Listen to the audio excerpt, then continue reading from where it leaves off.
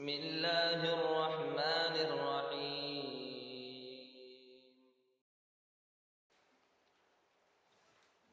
إن الحمد لله نحمده ونستعينه ونستغفره ونعوذ بالله من شرور أنفسنا ومن سيئات أعمالنا.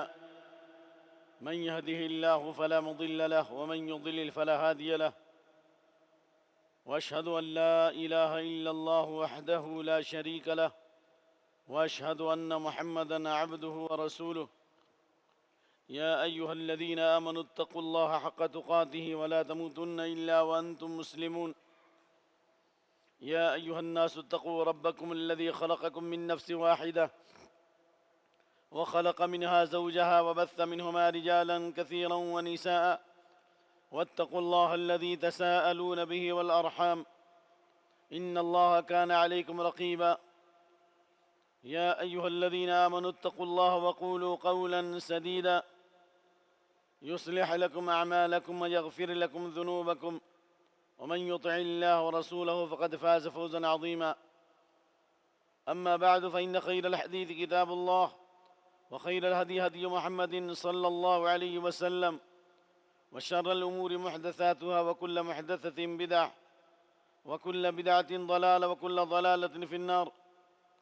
فأعوذ بالله السميع العليم من الشيطان الرجيم من همزه ونفخه ونفثه.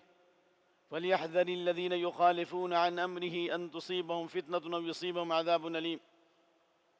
اللهم إنا نسألك فعل الخيرات وترك المنكرات وحب المساكين وأن تغفر لنا وترحمنا وإذا أردت بعبادك فتنة فتوفني غير مفتون. اللهم إنا نسألك حبك وحب من يحبك وحب عمل يقرب إلى حبك. رب اشرح لي صدري ويسر لي أمري واحلل عقدة من لساني يفقهوا قولي رب زدني علما.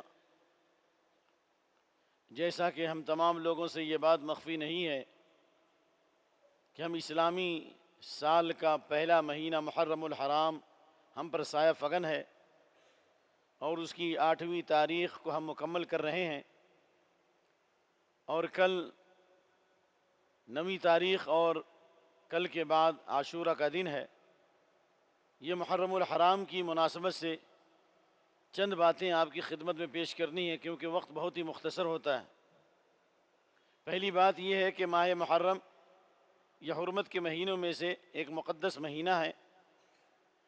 تمام مہینوں کا خالق اللہ ہے، لیکن 4 حرمت کے مہینوں میں سے ایک مہینہ محرم کا مہینہ ہے جس کو حدیث میں شہر اللہ کہا گیا ہے۔ شہر اللہ المحرم، اللہ کا مقدس مہینہ۔ اس سے اس مہینے کی عظمت ظاہر ہوتی ہے، اور اس اعتبار سے بھی کہ اسلامی تاریخ کا، اسلامی کیلنڈر کا پہلا مہینہ ہے۔ ہمیں مسلمانوں کو چاہیے کہ اپنی تاریخ معلوم رکھیں۔ یاد تجھ کو جب اپنا سبق ہی نہیں، تجھ کو دنیا میں جینے کا حق ہی نہیں۔ تیسری چیز یہ ہے کہ نئے سال کے آغاز پر ہمیں اپنا محاسبہ کرنا چاہیے کہ پچھلا سال کن بلاؤں اور مصیبتوں سے گزرا، اور آنے والا سال نہ معلوم کن ابتلا اور آزمائش سے دوچار ہوگا۔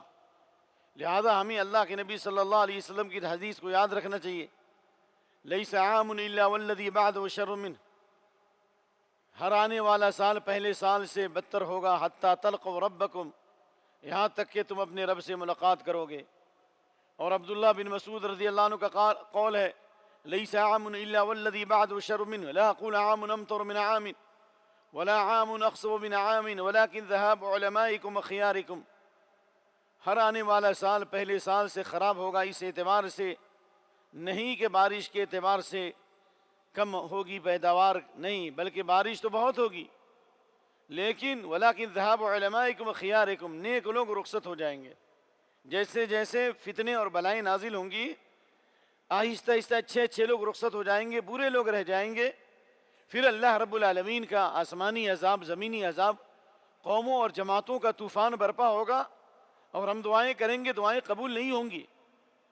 اس لیے مرداس اسلمی والی وہ حدیث کو بھی یاد کرنا چاہیے نئے سال کی مناسبت سے۔ سمعت رسول اللہ صلی اللہ علیہ وسلم یقول یذهب الصالحون الاول فالاول، نیک لوگ یکے بعد دیگرے رخصت ہو جائیں گے، اچھے لوگ رخصت ہو جائیں گے، ایمان والے رخصت ہو جائیں گے، علماء رخصت ہو جائیں گے۔ یہاں تک کہ ایسے لوگ رہ جائیں گے جیسے جو کا بھوسا ہوتا ہے یا کھجور کا چھلکا ہوتا، ویسے ذلیل لوگ رہ جائیں گے. اللہ ان کی پرواہ نہیں کرے گا. بلائیں آ رہی ہیں، مصیبتیں آ رہی ہیں، جماعتوں اور قوموں کا طوفان برپا ہے. ایک ملک دوسرے ملک پر حملہ آور ہے، مظلوموں پر ظلم کی شروعات ہے. سیاتی علی الناس سنوات الخداعات، دھوکے کے سال آئیں گے، فریب کے سال آئیں گے، مصیبتوں کے سال آئیں گے. جو دنیا میں جتنا بڑا جھوٹا ہوگا، جو کذاب ہوگا، جو کمینہ کا بیٹا کمینہ ہوگا، اس کو عزت اور رفعت ملے گی. ان من اشراط الساعة ان ترفع الاشرار وتوضع الاخيار. بدترین لوگوں کو اٹھایا جائے گا، ایمان والوں کو، اچھے لوگوں کو پس کیا جائے گا. جو یصدق فی الکاذب، جو جھوٹا ہوگا، جو مکار ہوگا، جو عیار ہوگا، جو چیٹر ہوگا، اس کو سچا ثابت کیا جائے گا. پوری دنیا کی آنکھوں میں دھول جھونکا جائے گا، اور جو سچا ہوگا اس کو جھوٹا ثابت کیا جائے گا. وَيُخَوَّنُ الْأَمِينَ، جو امانت دار ہوگا اس کو خائن کہیں گے، اس کو دغاباز کہیں گے. اور وَيُؤْتَمَنُ الْخَائِنَ، اور جو خائن ہوگا، جو ذلیل اور خسیس ہوگا، جو لوگوں کی امانتوں کو ضائع کرے گا، اسے لوگ امانت دار ثابت کریں گے. اور مسلمانوں کے مسائل پر، ملت کے مسائل پر گفتگو کرنے والے سڑک چھاپ ہوں گے. کم علم لوگ ہوں گے جن کو علم اور عقل نہیں ہے. ایسے لوگ ینطق فیہ الرویبضہ، جس طرح وائرس پھیل جاتا ہے، ایک بیماری وائرس کی طرح پھیل جائے گی. نیک لوگ چلے جائیں گے، علماء چلے جائیں گے، بدترین لوگ رہ جائیں گے. تھوڑے ایمان والے رہیں گے لیکن وہ مسلمانوں کے مسائل پر ان کا کوئی وزن نہیں ہوگا. الرجل الذي ينطق فيه الرويبضة قيل ما الرويبضة قال الرجل التافه الذي يتكلم في امر العامة. ذلیل آدمی، خسیس آدمی، کمتر آدمی، کمینہ آدمی عام مسائل پہ گفتگو کرے گا. فلاں مشرک، فلاں کافر، فلاں نے ایسا کیوں کیا، فلاں نے حملہ کیوں کیا. ارے اپنی خبر تو لو، اپنے اعمال کی تو خبر لو. حضرت انس بن مالک کے پاس زبیر بن عدی آئے اور شکایت کی کہ حجاج کا ظلم بڑھ چکا ہے، حد سے زیادہ بڑھ چکا ہے حجاج کا ظلم، جس کے بارے میں حسن بصری کہا کرتے تھے ما جاء الحجاج الا بذنوبنا. اللہ نے حجاج بن یوسف کو ہم پر مسلط کیا ہمارے گناہوں کی وجہ سے. حضرت انس نے کہا اس پہ روز صبر کرو، ہر آنے والا سال پہلے سال سے بدتر ہوگا. یہ میں نے تمہارے نبی سے حدیث سنی ہے صلی اللہ علیہ وسلم. ہمیں محاسبہ کرنا چاہیے کہ اللہ کے نبی کی وہ حدیث یاد کرنی چاہیے. آپ صلی اللہ علیہ وسلم کی حدیث یتقارب الزمان وینقص العمل، زمانہ تیزی سے گزرے گا، عمل میں کمی آ جائے گی، اور خود غرضی عام ہو جائے گی، مفاد پرستی عام ہو جائے گی. السنۃ کالشہر، ایسا لگے گا پورا سال مہینے کی طرح گزر گیا. مسلم احمد کی حدیث. والسنۃ کالاسبوع، اور سال مہینہ لگے گا ہفتے کی طرح گزر گیا. والاسبوع کالیوم الواحد، ایسا لگے گا پورا ہفتہ ایک دن کی طرح گزر جائے گا. جس طریقے سے اللہ کی نبی صلی اللہ علیہ وسلم حدیث ہے کہ مدینے کے ایک کنارے سے ایک آدمی صبح میں چلے گا اور مدینے کے دوسرے کنارے میں جائے گا تو شام ہو جائے گی، ہے حدیث بخاری میں. تو ان حدیثوں کو یاد کرنا چاہیے ہمیں، اور خاص طور سے اس مہینے کی فضیلت سے متعلق جو اللہ کی نبی کی حدیث ہے. سنت ایک ہے صرف، باقی سب بدعت ہے. روشنی ایک، تاریکیاں بہت ہیں. حق ایک ہے، باطل کے چہرے بہت ہیں. وَأَنَّ هَذَا صِرَاطِي مُسْتَقِيمًا، ایک راستہ جنت میں جانے والا ہے. وَلَا تَتَّبِعُوا السُّبُلَ، دائیں بائیں جتنے ٹیڑھے راستے یہ جہنم کے راستے ہیں، شیطان کے راستے ہیں. ہر راستے پہ شیطان بیٹھا ہوا ہے. ماہ محرم کا بھی صرف ایک ہی طریقہ ہے اور ایک ہی سنت ہے، اور وہ ہے روزہ بس. چاہے وہ پورے محرم کا روزہ ہو، اس کی فضیلت الگ ہے، اور عاشورہ کے روزے کی فضیلت الگ ہے. آپ صلی اللہ علیہ وسلم سے پوچھا گیا سب سے افضل روزہ رمضان کے بعد کون سا روزہ؟ آپ نے فرمایا افضل الصیام بعد رمضان شہر اللہ المحرم. رمضان کے بعد سب سے افضل روزہ محرم کے مہینے کا روزہ ہے. شروع سے لے کر اخیر تک، صرف عاشورہ کا نہیں، پورے محرم کے مہینے میں، بالخصوص ابتدائی عشرے میں سلف بہت زیادہ اہتمام کرتے تھے عبادت کا۔ ابو عثمان النہدی جو نبی صلی اللہ علیہ وسلم کے زمانے میں تھے لیکن آپ کی زیارت نصیب نہ ہو سکی، صحابیت کا شرف حاصل نہ ہو سکا، لیکن وہ صحابہ کے شاگرد ہیں، تابعی جلیل ہیں، مخضرم کہتے ہیں ان کو، کہتے ہیں کہ صحابہ اور سلف 3 عشروں کا خاص اہتمام کرتے تھے۔ نمبر 1، رمضان کے آخری عشرے کا احترام کرتے تھے۔ نمبر 2، ذی الحجہ کے ابتدائی عشرے کا اہتمام کرتے تھے، عشرے ذی الحجہ کا۔ اور نمبر 3، محرم کے ابتدائی 10 دنوں کی بہت قدر کرتے تھے، روزے رکھتے تھے نفلی خاص طور سے، کیونکہ اس مہینے میں روزہ ثابت ہے۔ لیکن خصوصیت کے ساتھ عاشورہ کے روزے کی فضیلت اللہ کے نبی صلی اللہ علیہ وسلم نے بیان فرمائی، اور آپ بہت زیادہ اہتمام کرتے تھے عاشورہ کے روزے کا۔ صیام یوم عاشورہ احتسب علی اللہ ان یکفر السنۃ التي قبلہ، 10ویں محرم کا روزہ 1 سال پچھلے گناہوں کا کفارہ ہے، اور آپ صلی اللہ علیہ وسلم اس روزے کا انتظار کرتے تھے۔ حضرت ابن عباس کی روایت، بخاری مسلم، ما رأيت النبي صلی اللہ علیہ وسلم يتحرى صيام يوم فضله على غيره إلا هذا اليوم یعنی عاشورہ وهذا الشهر یعنی رمضان۔ رمضان کے بعد سب سے زیادہ آپ صلی اللہ علیہ وسلم عاشورہ کے روزے کا اہتمام فرمایا کرتے تھے۔ اسی لیے عائشہ رضی اللہ عنہا کی روایت بخاری میں موجود ہے، کانت قریش تصوم یوم عاشورہ فی الجاہلیہ، زمانے جاہلیت میں بھی، اسلام کی آمد سے پہلے بھی قریش کے لوگ 10ویں محرم کو روزہ رکھتے تھے۔ اس اہتمام میں آپ صلی اللہ علیہ وسلم بھی روزہ رکھتے تھے، لیکن آپ نے حکم نہیں دیا مکی زندگی میں۔ لیکن جب مدینہ تشریف لائے تو آپ نے روزہ رکھا اور صحابہ کو بھی عاشورہ کے روزہ رکھنے کا حکم دیا۔ لیکن مکی زندگی میں مکہ کے لوگ 10ویں محرم کو کیوں روزہ رکھتے تھے؟ اس کی 2 وجہ ہے، ایک وجہ تو بخاری میں ہے اور ایک وجہ فتح الباری میں ہے۔ بخاری کے الفاظ وَكَانَ يَوْمًا تُسْتَرُ فِيهِ الْكَعْبَةُ، اسی 10ویں محرم کو کعبہ پر غلاب چڑھایا جاتا تھا۔ اور دوسری وجہ یہ ہے کہ زمانے جاہلیت میں قریش سے کوئی بڑا گناہ سرزد ہوا تھا، اس گناہ کے کفارے میں 10ویں محرم کو روزہ رکھتے تھے۔ آپ صلی اللہ علیہ وسلم جب مدینہ تشریف لائے، جیسا کہ ابن عباس اور حضرت عائشہ کی روایت رضی اللہ عنہ مجمعین، آپ نے یہودیوں کو 10 محرم کو روزہ رکھتے ہوئے دیکھا، کما ھذا قال هذا يوم عظیم وفي روایہ هذا يوم صالح، یہ بہت اہم دن ہے، یہ بہت عظیم دن ہے، یہ بہت مبارک دن ہے۔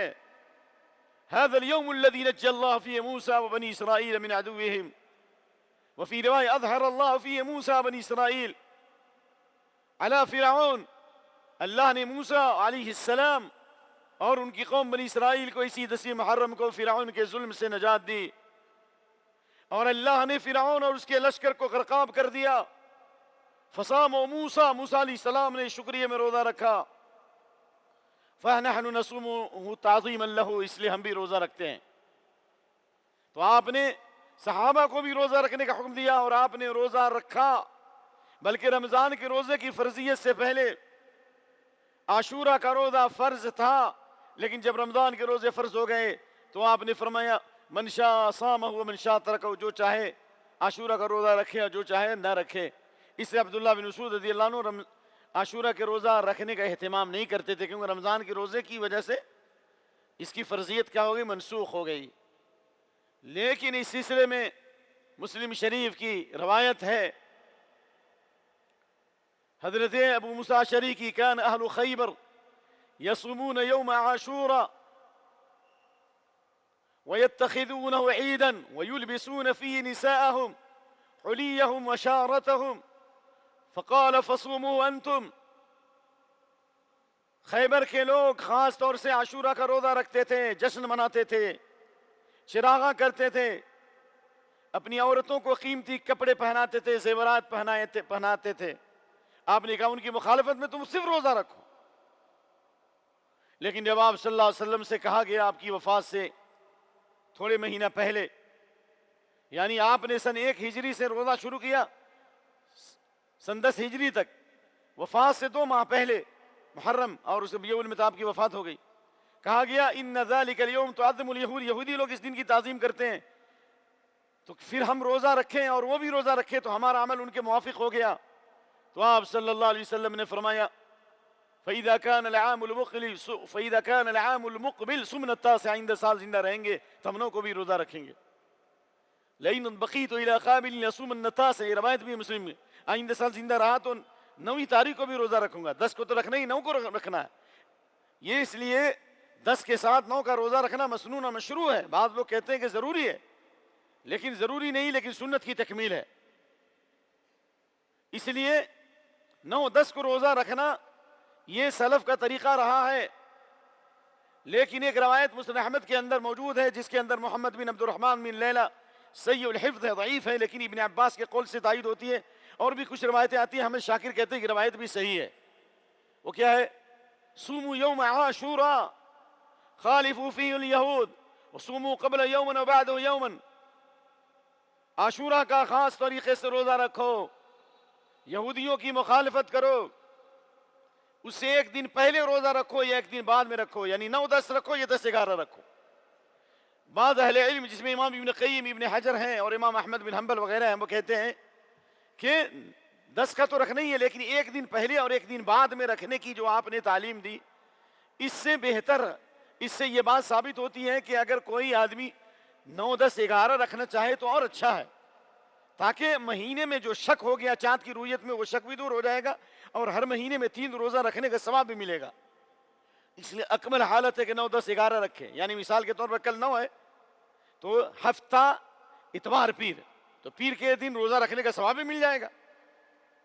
تو ہفتہ اتوار پیر یا اتوار اور یا نہیں تو پھر ہفتہ اور اتوار، یا تیسری صورت صرف 10 کو رکھو. اگر صرف 10 کو بھی رکھے گا تو انشاءاللہ اس کو ثواب ملے گا، وہ حرام نہیں ہے، کیونکہ اللہ کے نبی کے عمل کے موافق ہو گیا. جو آپ کے عمل کے موافق ہو گیا اس پر کراہت نہیں ہونی چاہیے. اس لیے تیسری شکل یہ ہے کہ صرف 10 کا روزہ رکھا جائے. چوتھی شکل کیا ہے کہ 10 اور 11 روزہ رکھو. 4 صورتیں جائز ہیں بھائی. 9-10-11 اکمل حالت ہے، 9-10 یا صرف 10 یا 10 اور 11. یہ حدیثوں کا خلاصہ ہوا، چونکہ وقت کم ہے تو یہ سنت سے متعلق ہے. لیکن بدعات سے متعلق، بدعات اور خرافات اس مہینے میں بہت زیادہ ہیں، اور اس کے لیے حضرت عبداللہ بن مسعود کی روایت دارمی کے مقدمے میں کیف انتم اذا لبستکم فتنہ، کیا حال ہوگا جب فتنے تمہیں گھیر لیں گے، یربو فیہ الصغیر ویفنی فیہ الکبیر، ایسے فتنے پھیلتے چلے جائیں گے تاریک رات کی طرح، یا گرم بالو یعنی ریت کے ذرات کی طرح سے یہ فتنے پھیلتے چلے جائیں گے.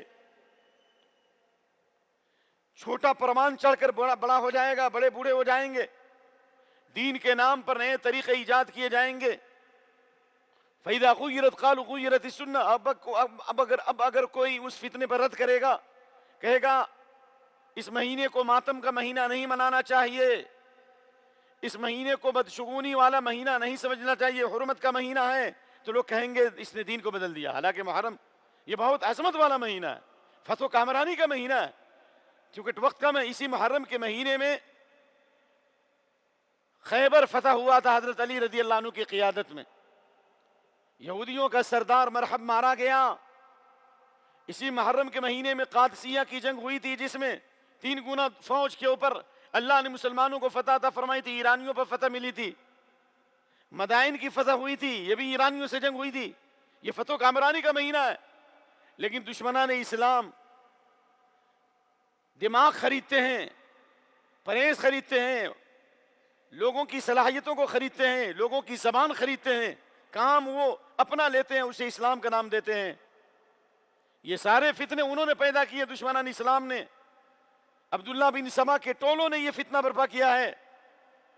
لہذا یہ منحوس مہینہ نہیں ہو سکتا. لا عدوہ ولا طیرہ لا عدوى ولا طیرہ ولا ہام ولا سفر، بیماریاں نہیں پٹتی، بدشگونی جائز نہیں ہے، طیرہ تو شرک، بدشگونی شرک ہے، کسی دن کو منحوس سمجھنا شرک ہے، تو منحوس کیسے ہو سکتا ہے؟ لوگ محرم کے مہینے میں شادی نہیں کرتے ہیں، بھلے محرم کے مہینے میں شادی کرنے کی بہت زیادہ فضیلت ہے، کیوں؟ اس لیے کہ زمانے جاہلیت میں لوگ شوال کو منحوس سمجھتے تھے اور اس میں شادی نہیں کرتے تھے۔ حضرت عائشہ فرماتی ہیں میری شادی بھی شوال میں، میری وداعی بھی شوال میں ہوئی، اور مجھ سے زیادہ نصیب والی عورت کون ہے، مجھ سے زیادہ خوش نصیب عورت کون ہے؟ لہذا شرک کی تردید کے لیے محرم میں ہی شادی کرو، نمبر ایک۔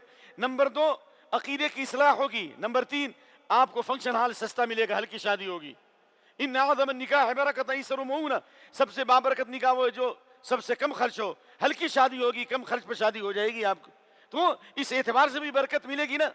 تو لہذا محرم شگون کا مہینہ نہیں بلکہ خیر و برکت کا مہینہ ہے، تمام مہینے ہیں، لیکن یہ تو اللہ کا مقدس مہینہ ہے، اس کو منحوس سمجھنا یہ زمانے جاہلیت کا طریقہ ہے۔ اور جو لوگ محرم میں شادی نہیں کرتے ہیں اور اس کو منحوس سمجھتے ہیں، یہ کفار و مشرکین کے ساتھ اٹھائے جائیں گے، اللہ کی قسم۔ ایسے لوگ من تشبہ بقوم کے ساتھ، نمبر ایک۔ نمبر دو، اس مہینے کی بدعات میں تعزیہ داری کی بدعت ہے، جو معیز الدولہ شیعی بادشاہ نے 351 ہجری میں یہ بدعت پیدا کی، اور جامع مسجد بغداد کی سیڑھیوں پر اس نے کتبہ لکھوایا، نعوذ باللہ، وہ الفاظ کہتے ہوئے ہیبت طاری ہوتی ہے، نعوذ باللہ، لعن اللہ معاویہ بن ابی سفیان۔ اب وقت نہیں کہ میں عربی پڑھ سکوں، یعنی معاویہ بن ابی سفیان پہ لعنت، ابو بکر عمر رضی اللہ عنہ پر لعنت، حضرت عثمان رضی اللہ عنہ پہ لعنت، اور اسی طریقے سے مروان بن حکم پہ لعنت، ان تمام پہ لعنت لکھے، صحابہ پہ لعنت۔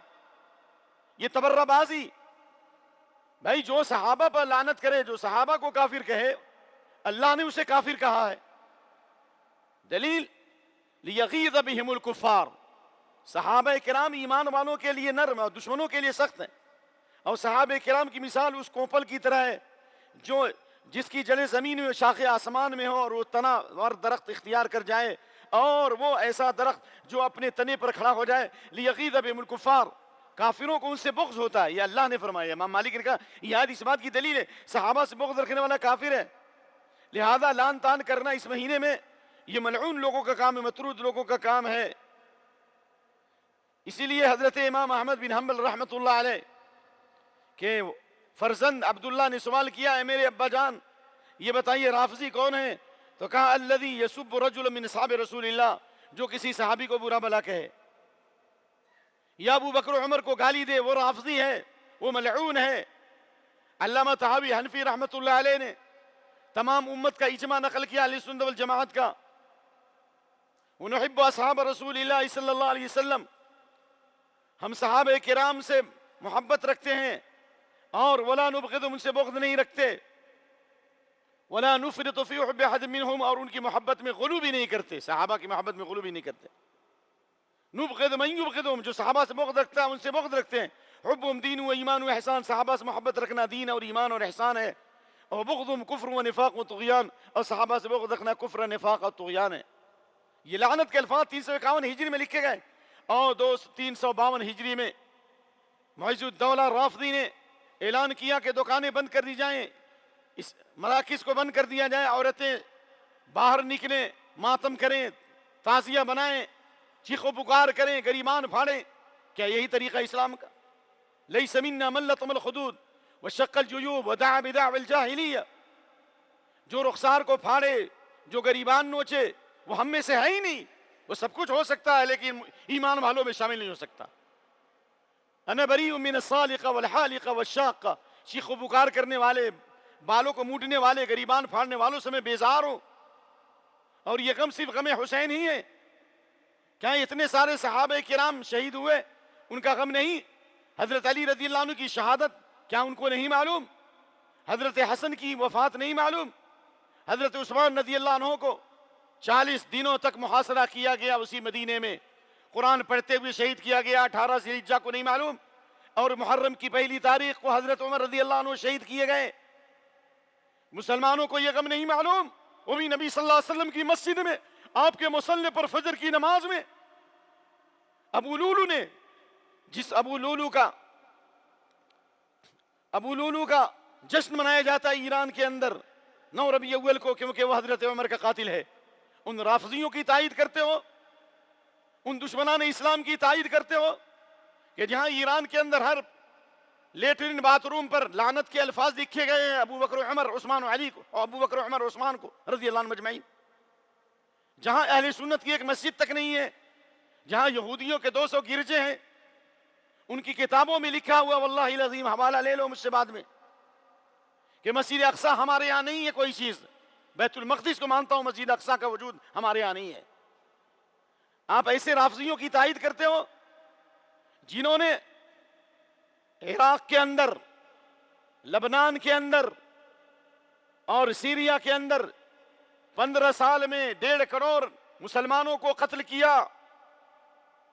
یہودیوں کا ظلم بھی بہت زیادہ ہے، اس میں کوئی شک نہیں، لیکن یہودیوں سے بڑے قاتل ہیں وہ، اور ان کی تائید کرتے ہو، یہ تو اللہ کا فرمان ہے، وَكَذَلِكَ نُوَلِّي بَعْضَ الظَّالِمِينَ بَعْضًا بِمَا كَانُوا يَكْسِبُونَ، اللہ ظالموں کو ظالموں پر مسلط کرتا ہے۔ امام ابن تیمیہ فرماتے ہیں کہ اللہ جب ظلم حد سے زیادہ بڑھ جاتا ہے تو اللہ ظالموں کو ظالموں پر مسلط کرتا ہے، اور پھر اللہ دونوں ظالموں کو ہلاک کر دیتا ہے۔ First world war, second world war, یہ بھی تو ایک انتقام ہے، یہ بھی تو اللہ نے بدلہ لیا ہے۔ مسلمانوں کا خون کر رہے ہو، غریبوں کا خون کر رہے ہو، بچوں کا خون کر رہے ہو، عورتوں کا خون کر رہے ہو، عرصہ حیات تنگ کر رہے ہو، انٹرنیشنل جیل میں ان کو رکھے ہو، پانی کے لیے ترس رہے، دانے کے لیے ترس رہے، پوری دنیا تماشائی بنی ہوئی ہے، وہ خون نظر نہیں آتا۔ اس لیے ہاتھی کے دانت دکھلانے کے کچھ ہیں، کھانے کے کچھ ہیں، اس لیے حق کا ساتھ دو۔ وَلَا يَجْرِمَنَّكُمْ شَنَآنُ قَوْمٍ عَلَىٰ أَلَّا تَعْدِلُوا، عدل انصاف کا دامن ہاتھ سے مت چھوڑو۔ تو یہ تعزیہ داری، یہ جو بنایا معیز الدولہ نے بنایا تھا، اور اس کے اندر بھی حضرت حسین رضی اللہ عنہ کا مزار اور ان کی شکل، اور پھر دلدل بنایا گیا، اور عقیدہ رکھا کہ اس میں حضرت حسین کی روح ہے، نعوذ باللہ۔ کیا اس سے بھی بڑی کوئی کفر کی بات ہو سکتی ہے؟ اس سے بھی بڑا کوئی شرک ہو سکتا ہے؟ اس سے تبرک حاصل کرنا یہ جائز ہو سکتا ہے؟ یہ سراسر حرام و ناجائز ہے، شرک بھی ہے، کفر بھی ہے، ظلم بھی ہے، معصیت بھی ہے۔ لہذا ایسی جگہوں پہ جانا جائز نہیں ہے، ایسے میلوں میں سامان خریدنا جائز نہیں ہے۔ ٹائم ختم ہو رہا ہے۔ والذین لا یشہدون الزور، اللہ فرماتا ہے غلط جگہوں پر ایمان والے حاضر نہیں ہوتے، غلط جگہوں پر ایمان والے حاضر نہیں ہوتے، ایسی جگہوں پر سامان خریدنا جانا جائز نہیں، یاد رکھیے۔ مکھی والی حدیث معلوم ہے یہ نہیں؟ ارے بھئی، ہم سود کھانا اگر حرام ہے تو کھلانا بھی حرام ہے، شراب حرام ہے تو شراب کا پینا پلانا بھی حرام ہے، بیچنا بھی حرام ہے۔ لہذا نیکی اور بھلائی کے کام میں تعاون کرو، گناہ و زیادتی کے کام میں تعاون نہ کرو۔ اس لیے ایسی جگہوں سے بچیے، اور ایسے کھانے جو بنائے جائیں اس مناسبت سے اس کو رد کر دیجئے، جس طرح حضرت عثمان بن ابی العاص نے ختنے کے موقع پر دعوت رد کر دی تھی۔ مولانا اشرف علی تھانوی صاحب نے بھی لکھا اصلاح الرسوم میں صفحہ نمبر 56 پر کہ ختنے کے موقع پر جب دعوت دی گئی عثمان بن ابی العاص کو رد کر دیا، کہا یہ سنت کے خلاف ہے، یہ کھانا ہم کو قبول نہیں ہے۔ اور ایک مکھی چڑھانے کی وجہ سے ایک آدمی جہنم میں چلا گیا، اور مکھی نہیں چڑھایا اس کو قتل کر دیا، وہ جنت میں چلا گیا۔ آپ کے لیے کیسے جائز ہے ایسی جگہوں پہ جانا؟ سامان خریدنا، سامان بیچنا کیسے جائز ہو سکتا ہے؟ آپ ان کا تعاون کر رہے ہیں۔ من کثر سواد قوم فمنهم، یہ حدیث صحیح ہے۔ جو کسی قوم کی تعداد کو بڑھائے گا اس کا شمار بھی اسی میں ہوگا، قیامت کے دن اسی کے ساتھ اٹھایا جائے گا۔ اقول قولی هذا واستغفر الله لي ولكم ولسائر المسلمين واستغفروا انه الغفور الرحيم۔ الحمد لله وحده والصلاة والسلام على من لا نبي بعده، اما بعد۔ اس مہینے کی بدعتوں میں سے حضرت حسین رضی اللہ عنہ کی شان میں غلو اور یزید بن معاویہ پر لعن طعن کرنا ہے۔